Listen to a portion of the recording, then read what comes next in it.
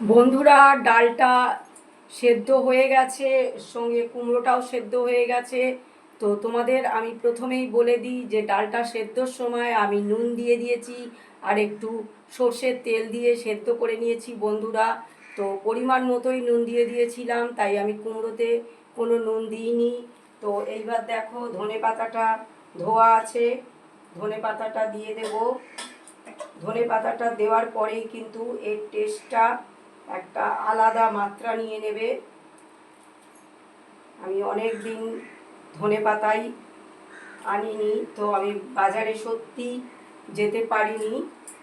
তো এইবারে আমি ডালটা সম্পূর্ণ হয়ে গেছে, সেদ্ধও হয়ে গেছে বন্ধুরা। কুমড়ো একদম ভালো কুমড়োটা বন্ধুরা। তো ডালটা এবারে আমি নামিয়ে নেব।